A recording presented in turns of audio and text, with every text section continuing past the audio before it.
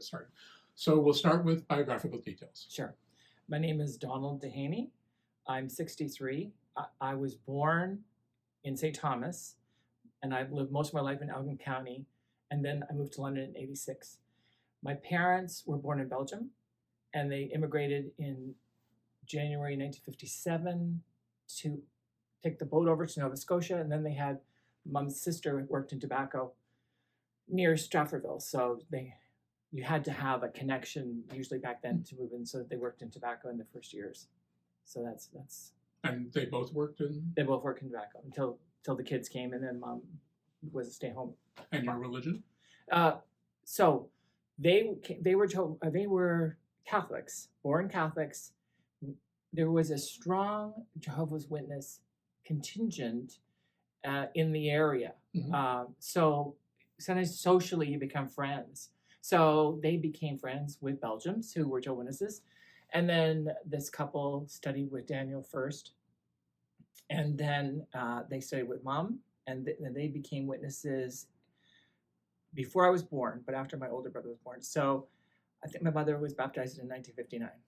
So I was raised a Jehovah's Witness. I was a Jehovah's Witness my whole life until I was in my mid-20s. And how many siblings? I have 3 siblings from the first set. My father's been married 5 times, so there's Five times? 5 times. So that I know of, there are steps. Okay. But I have 4 halves for sure. Okay. More. Yeah. And you were growing up in which area? Elgin County. Elgin County. So when you're going to schools, the schools you went to? We moved every year. So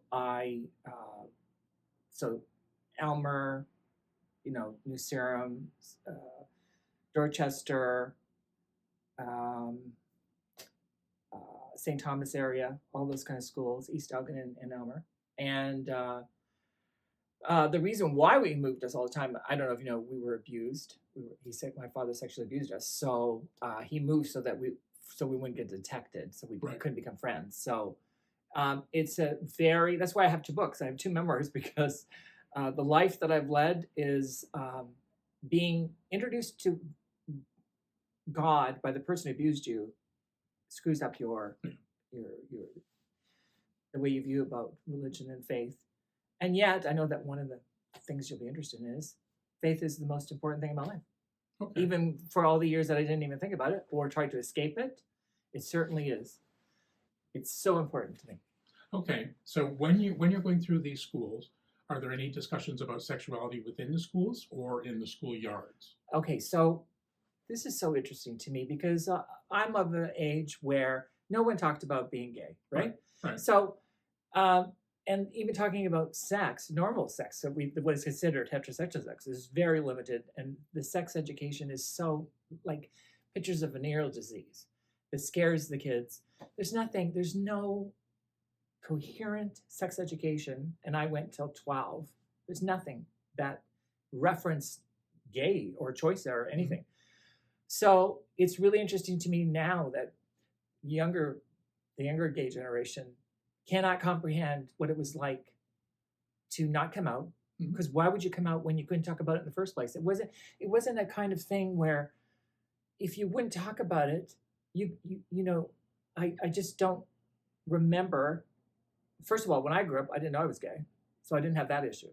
So, and I didn't meet a gay. So I didn't mean to out gay until I was like in my mid-20s. Were there any kind of discussions or even bullying in like I was bullied all the playgrounds? time. I was bullied because it was an oddball. Because Okay. I was feminine. I dressed weird. I did not connect this to being gay or anything. And I was a Jehovah's Witness. So I just got it on multiple levels, and I was an easy target. Right. So in terms of gay education, it is completely negative from a interpretation of the Bible. Men can't lie with men. So that's what my education was from the church. But I didn't understand that anyway because I didn't even know what that meant. I didn't feel oppressed because I didn't know I was gay. Right. So you didn't have any language for what it was. No. So. And neither did I. I didn't feel like I wanted to. I wasn't one of those gays who was attracted to a teacher or a fellow student. I was very asexual. So there was no erotic attractions at all No. during that period? No. Okay. I think that the sexual abuse has a factor Mhm. with this. My sister is gay, and then I have my half sister is gay, who we found later. I feel, of course, this is a controversial issue. Does sexual abuse affect, make you gay? No, it does not. Does it affect sexuality? 100%, because my straight brothers were affected sexually, even though they're straight, Right. and it just affects confusion and everything. So I would say it was a very difficult experience. I was in therapy, luckily, early. Back then, I was in therapy in 81 at 20. So I just feel so fortunate because when I went for therapy for the wrong reason, I discovered that everything I was told was a lie. And I feel so fortunate that at a young age, I realized that I was living a lie. I had to figure out who I was, and I had a great therapist who confronted me at such a young age. So I feel very fortunate. Do you remember anything when you're growing up in this period about representations within the media? Just I about do. sexuality? This is awesome. I Okay. remember, uh, I remember CBS in the U.S. would have reports. Like I remember, so this would be 70s, and that you would see scenes of guys in white towels. Mhm. And how, the way they described it back then was the most despicable humans on the planet Earth, and they scared the shit out of you, right? These images, I didn't know that, so I was going to be bad or gay or whatever. But I just felt sorry for these people. I didn't understand it, right?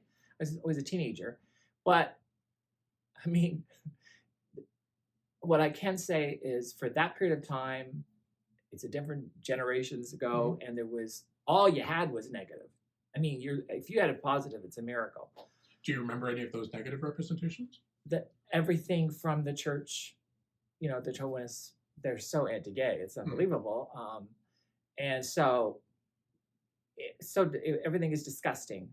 So, of course, there were gays in who were Jehovah's, but I never talked to them, and I never sat there and went, "Oh, I'm disgusting," for that. I wasn't doing anything. So, but I would say tons of negative reporting, representation of gays. Negative, negative, negative. So I never saw one positive. I mean, I've been with my partner 27 years, and we joke all the time because I was so naive that I thought Liberace was straight. This did not register me, Paul Lind. I just thought they were fun, great personality. No, I did not go, there's a gay. I didn't do that. I didn't have, even the guys in the towels in that report, they called them horrible homosexuals, but I didn't know what that meant. Right. So I didn't have, I had self-hatred for the feeling different and weird because of not wanting to have sex with either, because of my confusion. So I had confusion, but I didn't hate myself because I thought I was gay. I hated myself because I didn't understand what I was. And do you think that that's directly related to the abuse that you Totally. experienced? Okay. Totally. I think, yeah, because my sister went through it too. Okay. Yeah. And so you move from the public schools and you go into high school. Yeah, which is worse. Is there any kind of experience that happened there that you remember? Yeah, it's completely negative because that's when the abuse hits you. Like you realize how different you are. First of all, I never went to school. I was a person who left myself. I was a person who separated from my personality. That's how I survived. So when I went to school, I didn't ever think about abuse. Right. I never would talk about it because I didn't think about it. How I survived was becoming a different person. And everyone does it differently. So my problems were psychological, invisible, and not something I ever talked about. I never, ever talked about being depressed because I didn't even know I was. So going to high school, the first part is being made fun of. Then... This is by other kids? Yes, of course. Okay. And then what happened was I decided to become a straight A student. So I had something. So it was like an overachiever. My thing became I had to get the highest marks, and I did. And so I excelled.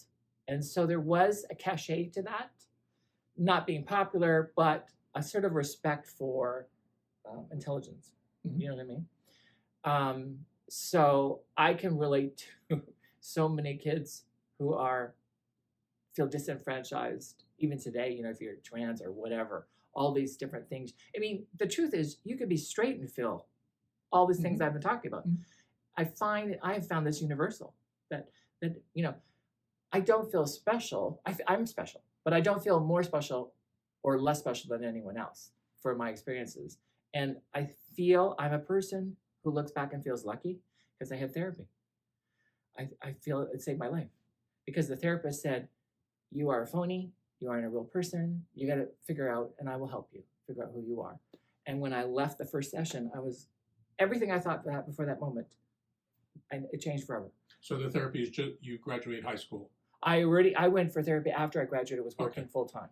Okay. And the reason I went for therapy is not because I thought I had problems, but because of a court case for the abuse. The detective said, you know, it would help if you had psychological reports. Right. That's the only reason I went. So my sister and I were so lucky that we went, even if it was for the wrong reason. And she came out before me, even though she's younger. And so there's no question that therapy helped us on the path to being ourselves and coming out. Okay.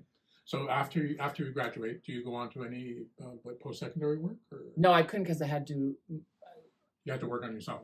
No, I had to work full time to support my family. Okay. Yeah. So there's. I wanted to. Of course, I was a brain. I wanted to go to college, university, but I couldn't. So everything like that, it is what it is, right? So I didn't waste time feeling bad about it. I just did it. So what did you do? I decided to take my faith seriously. Okay. Something I never did when I was younger. I believed, but when I was late, 17, 18, I took my faith seriously and I became like really devout Jehovah's Witness. So, which means that delayed being gay, that's for sure. Not even a factor. Not even. So, then I had an affair when I was 15.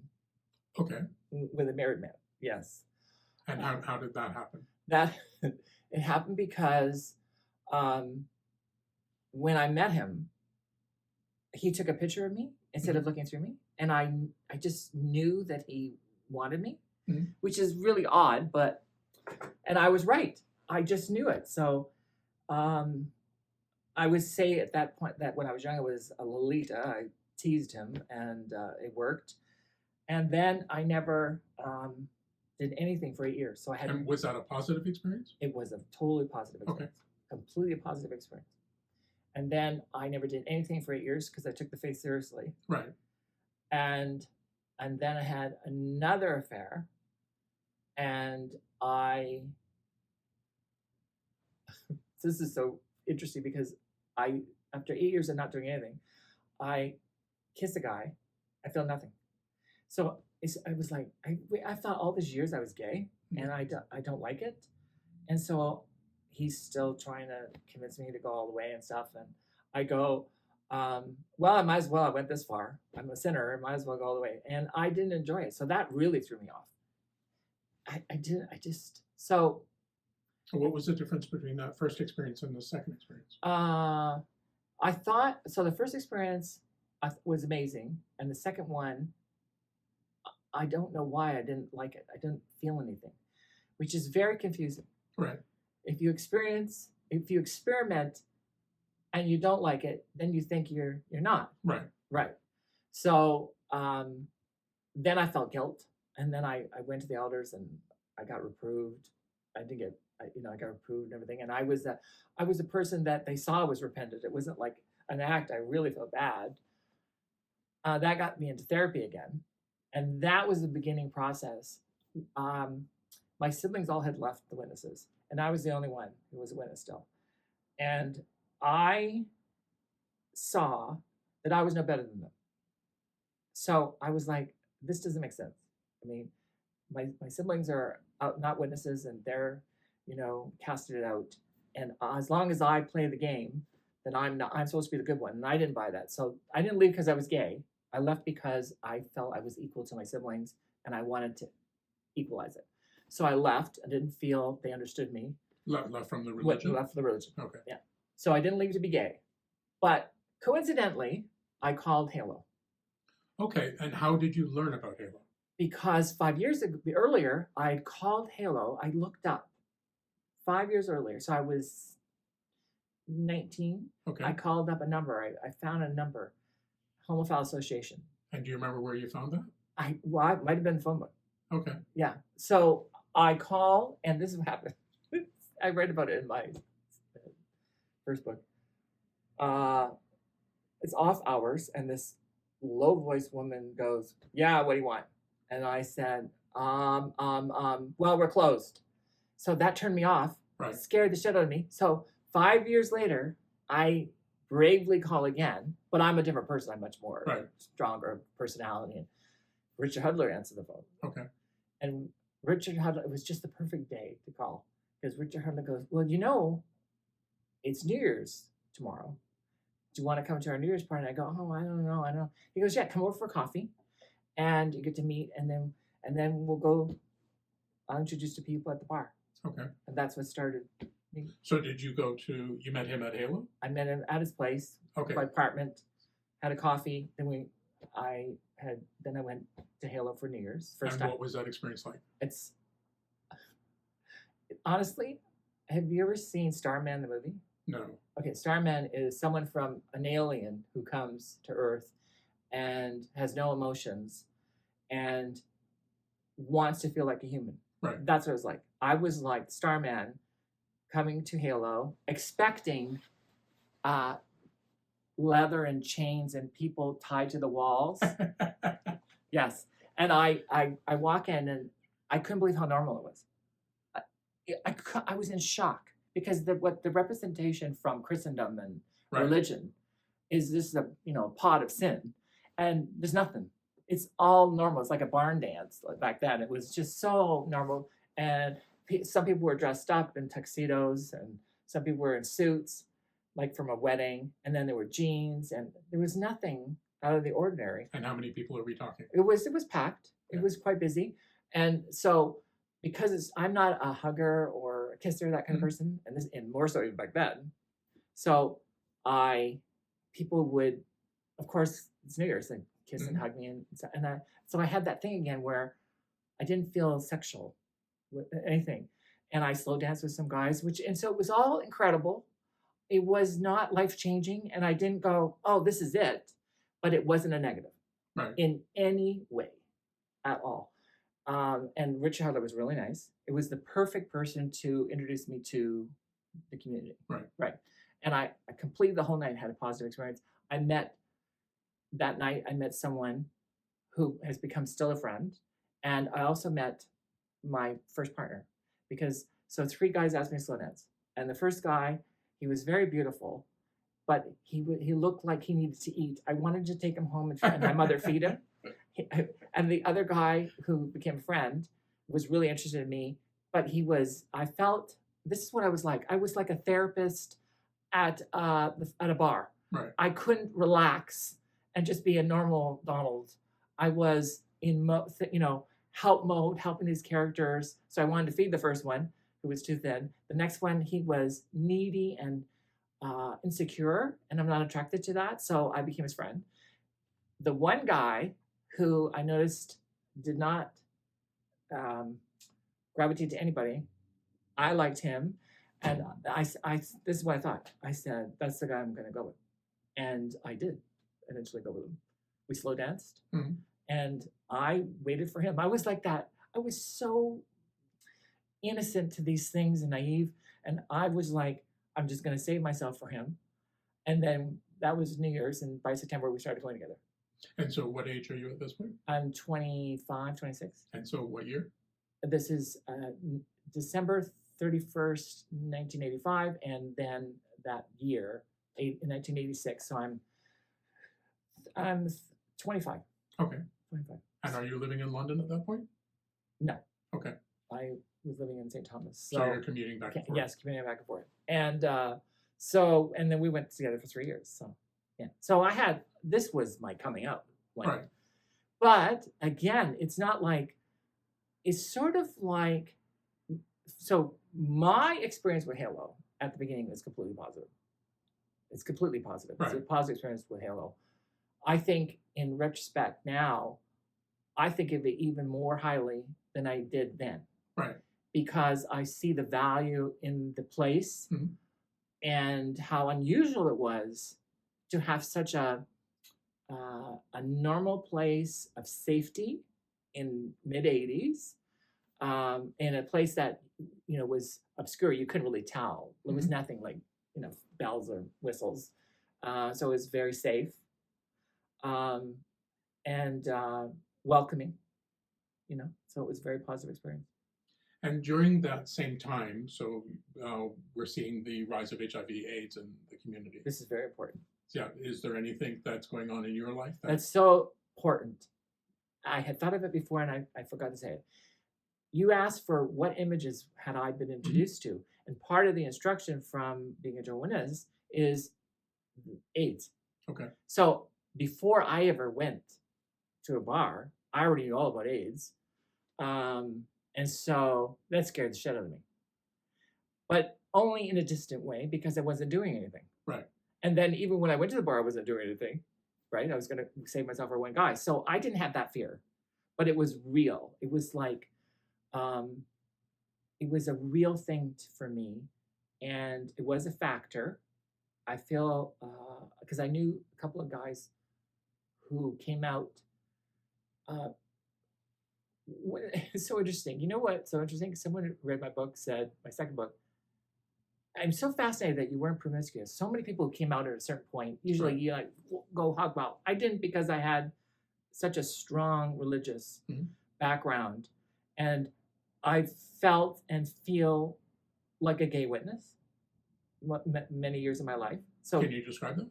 it is like I'm a Jehovah's Witness, but I'm gay, Okay. which is it's a contradiction because you can't be a witness and be gay. But I have felt for many years like a gay witness, so I have the mores, oddly, of a witness. Do you know what I mean? That like no smoking, I don't drink. Right. So that's odd. It's an odd thing, but it's a good thing. So I had this great relationship with my first boyfriend, and then we broke up. Not for anything specific. We still loved each other, and I did not go hog wild. I just dated, right? And this is what's so important about the AIDS.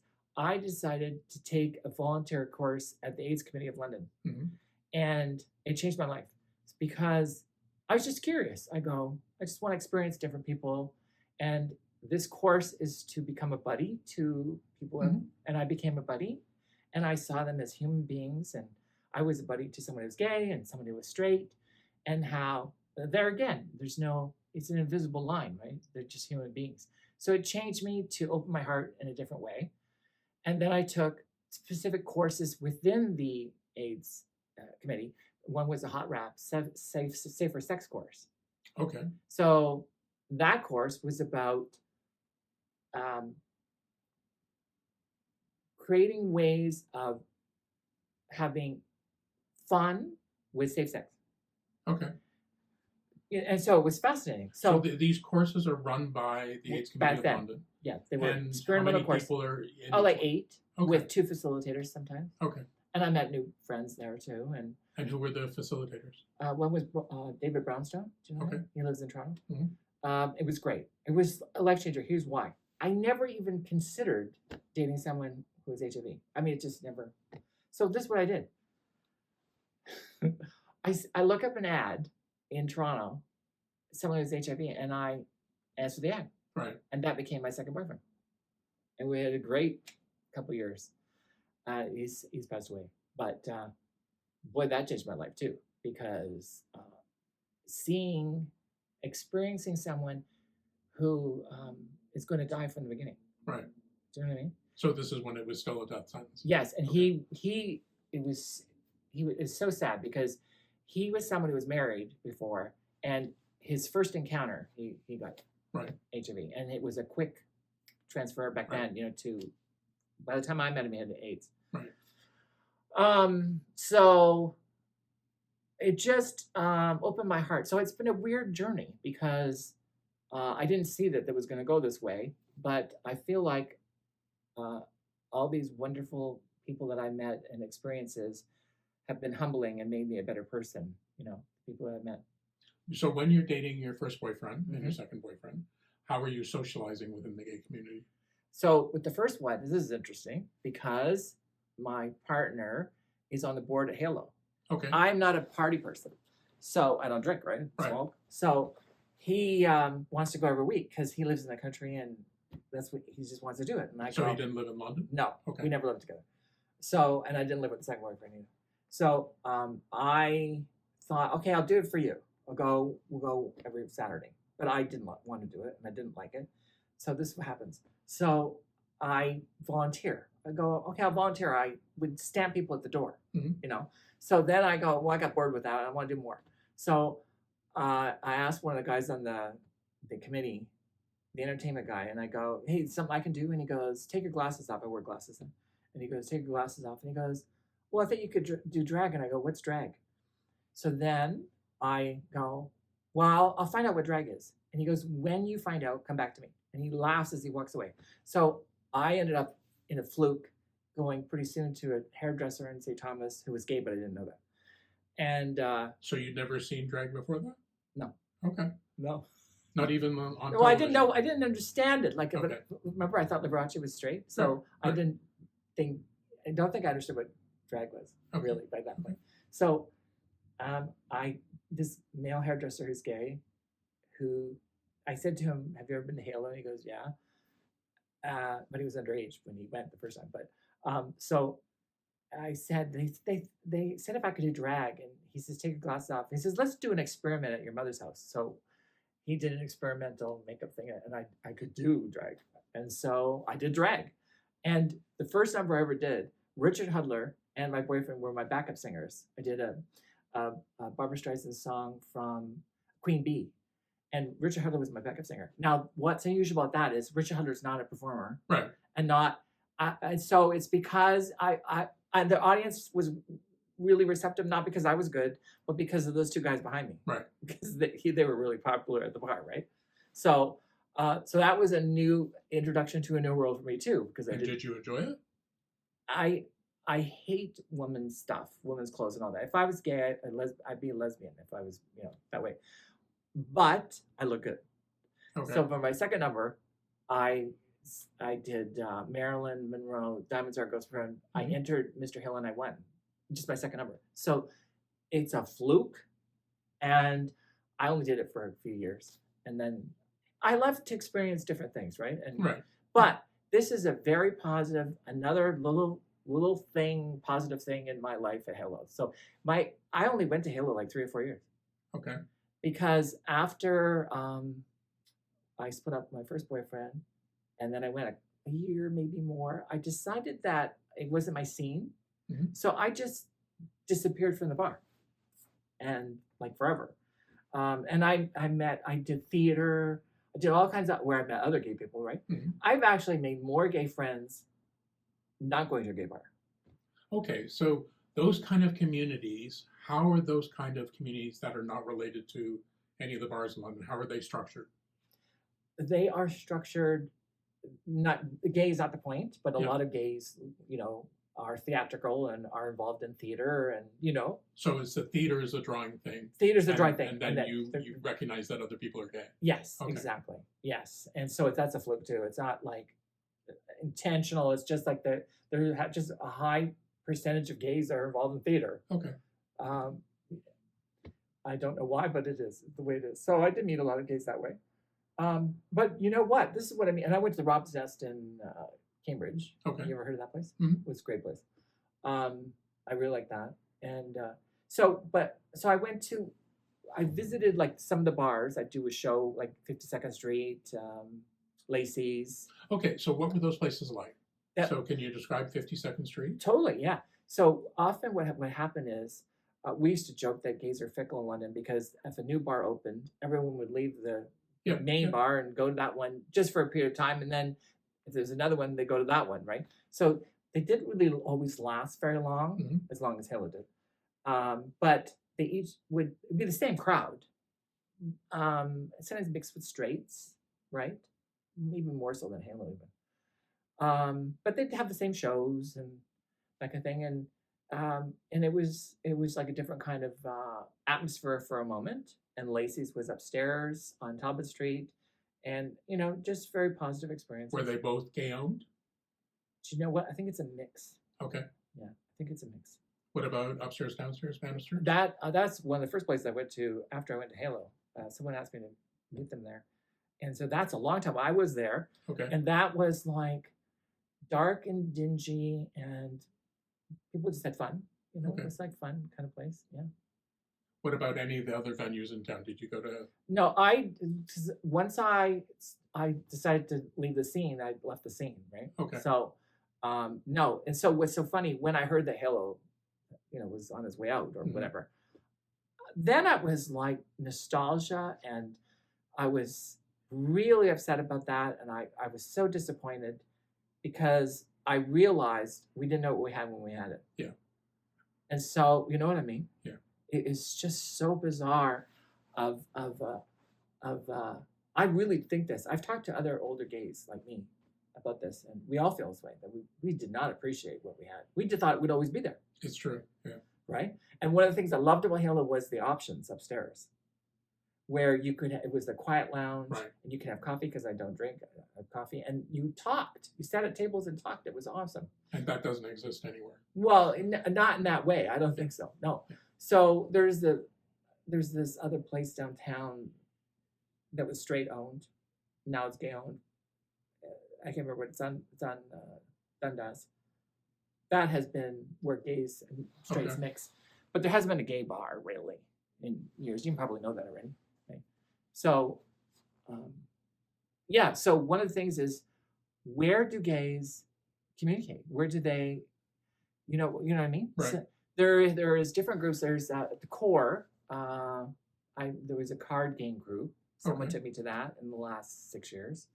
There's different places but there is no like meeting place. So my hairdresser is a lot younger than me. So I said, Lavish. It used to be Lavish downtown, but it's a different name now. The Wells. Okay. Or whatever it is. Now it's gay owned. And I go, well, is it like young? Like, yeah, he goes, yeah, he's like old. He's only like 47, but he's old for that. And I go, so it's just like young people just having a good time, right? Right. So he said there isn't many my age. Of course not, right? Like, so I just find it sad that there's so limited the number of places for what we used to be able to do. Right. Where the mix would be, young to old. And men and women. And men and women. Yeah. I remember they used to have a women's night. Yeah. Like Friday or whatever it was. But yeah, there was a mix too. Yeah, that's true. So one of the things I discovered I didn't know about when I was doing research at the Central Library is Q magazine. My magazine? Yeah. That's something I did with a straight guy. Okay. Yes, I did Q magazine 20 years ago. Yeah. Yeah, so that was for a year. Yeah, there's things that were awesome that happened. I mean, there was the Halo newsletter, by the way, that I wrote for Richard Okay. back in the late 80s. He had this newsletter, and I wrote a column for that. That was the beginning of my writing. So I didn't know that was going to be, but that's something I did. I wrote for him for that. And then, do you know Herman Gooden? No. Herman Gooden's a straight guy, a writer here, who this straight guy said, I want to do a magazine with a gay guy. Can you recommend something? So he recommended me. So this guy calls me up, who shall remain nameless. Because it was very successful magazine for a year and well done, but I wasn't happy with the business side of it. Okay. So I got out of it. But it was great for a year. And while you were doing that, is all the issues that I saw there, that's it? That's the We run did of the magazine? we had 12 issues. Okay, Yeah, yeah. once a month. Yeah. And when you left, that was just the end of the magazine? That was the end. Yeah. And when you did that, was Halo still running? 2004. Do you know if the Halo was still running? I can't remember. I don't think so. Wait a sec. I mean, there was a lot of advertising in the magazine. Yeah, there was. And it was a beautiful magazine. Yeah, and we had mixed. We were a success. Right. But I pulled the plug when I don't feel the moral ground of it is what I wanted to be. Okay. Okay, but we did not leave. Our most successful issue was the last issue. Right. Right, packed with advertising. So yeah, that was good. It was a mix of straights and gays. But do you know what's so funny? I don't remember if Halo existed.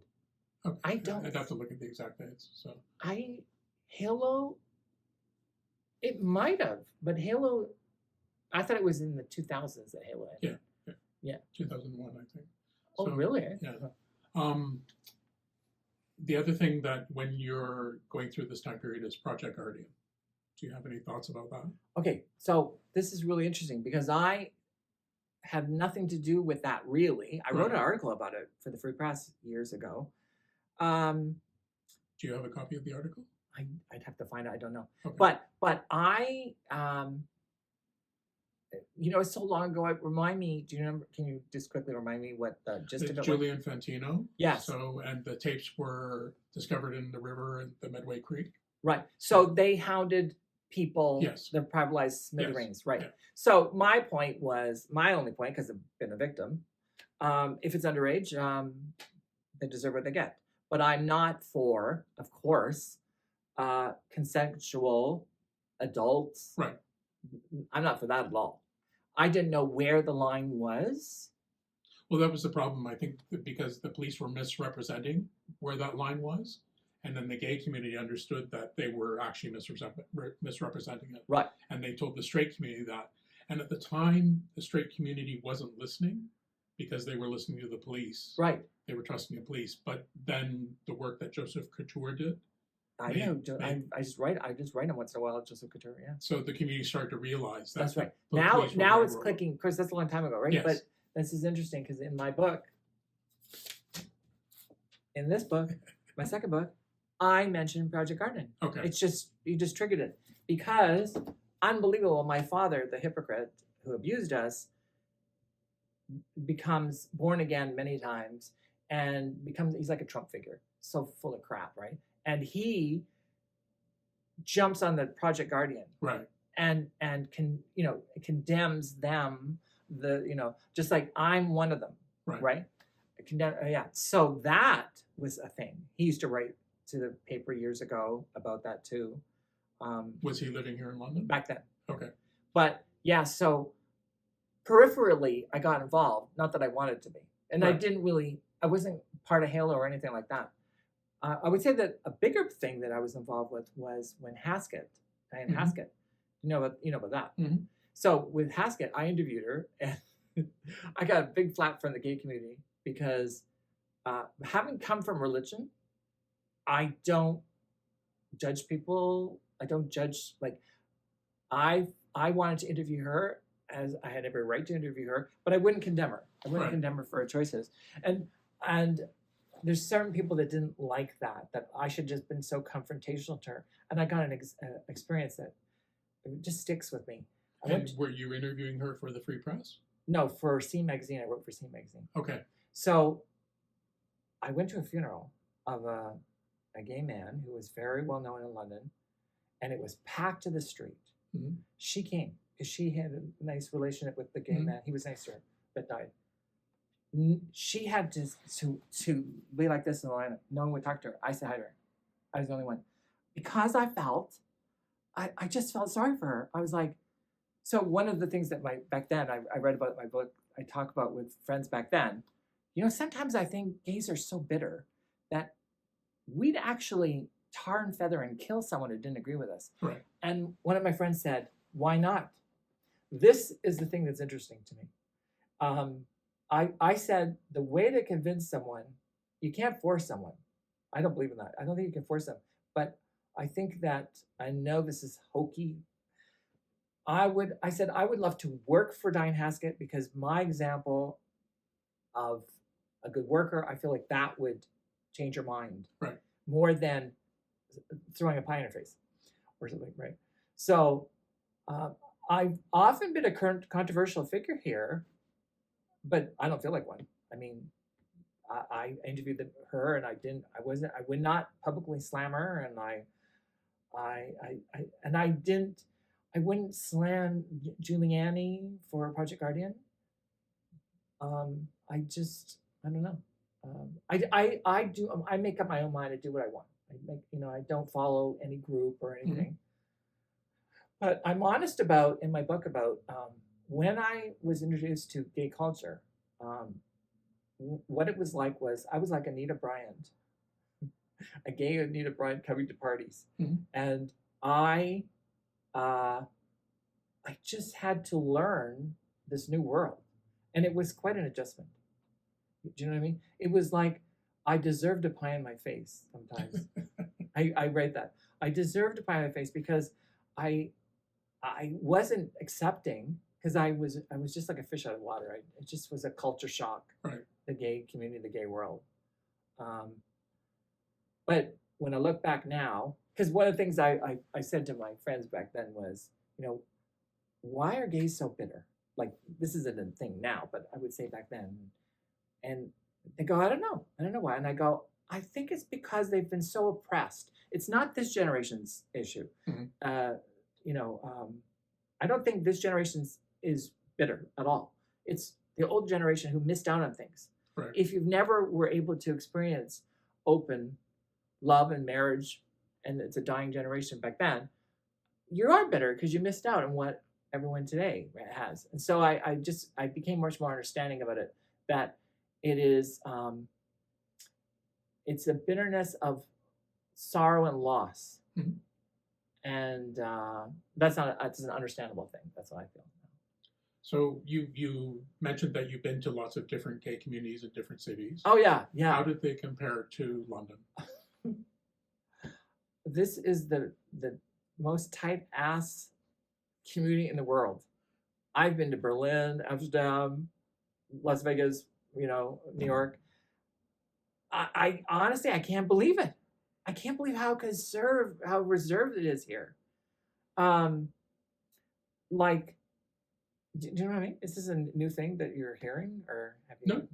No. I mean, everybody talks about London being conservative. Yeah, the community at large is conservative, but the gay community is conservative as well. And so I'm a very friendly person. I'm a social person. I'm outgoing. This is a weird thing for gays here. Like, when anywhere else in the world, my smile is my passport.